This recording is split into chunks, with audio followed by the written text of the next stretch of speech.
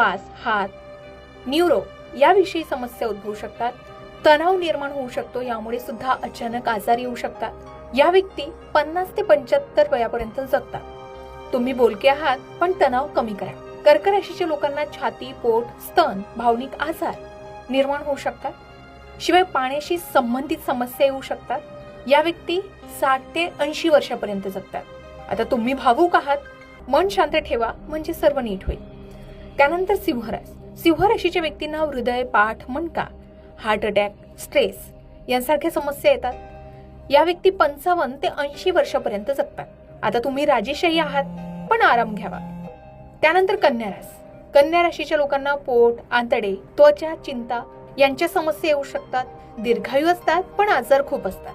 जवळजवळ 70 वर्षाच्या वर या व्यक्ती जगतात. आता तुम्ही परफेक्शनिस्ट आहात, पण रिलॅक्स करा. त्यानंतर तुळ राशीच्या लोकांना किडनी, मूत्र, गुप्तांग यांसारख्या समस्या निर्माण होऊ शकतात.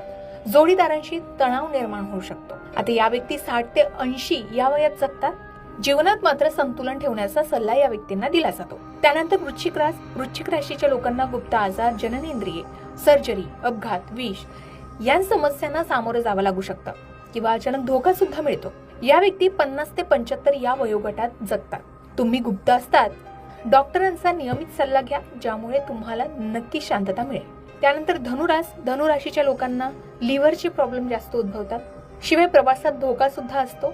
या व्यक्ती 65 ते 85 वयापर्यंत जगतात. यांना साहसी राहण्याचा सल्ला दिला जातो, पण सावध राहण्याचाही सल्ला दिला जातो. त्यानंतर मकर राशीच्या व्यक्तींना हाडे, सांधे, दात यांत समस्या येऊ शकतात. शिवाय त्यांना दीर्घ आजार होऊ शकतात आणि वृद्धत्वही येतं. या व्यक्ती जवळजवळ 70 वयाच्या अधिक जगतात. मेहनती असतात, मात्र आरोग्याकडे लक्ष दिलं तर त्यांना नक्कीच लाभ होऊ शकतो. त्यानंतर मीन राशीच्या लोकांना पाय, लिंब आणि झोप यांच्या समस्या येतात. शिवाय यांना दारू, पाणी, मादक यांपासून धोका निर्माण होऊ शकतो.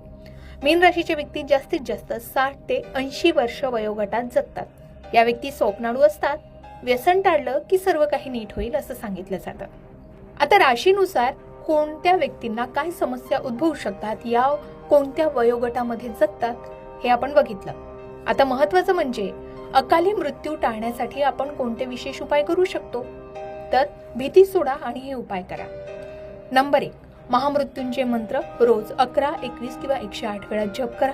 महामृत्युंजय मंत्र पुढील प्रमाणे: ओम त्र्यंबकम यजामहे सुगंधिम पुष्टिवर्धनम उर्वारुकमेव बंधनात मृत्योर्मोक्षे मातृता. या मंत्राचा विशेषतः शनिवारी आणि सोमवारी जप करावा. त्यानंतर भगवान शिवाला अभिषेक करावा. त्यात तीळ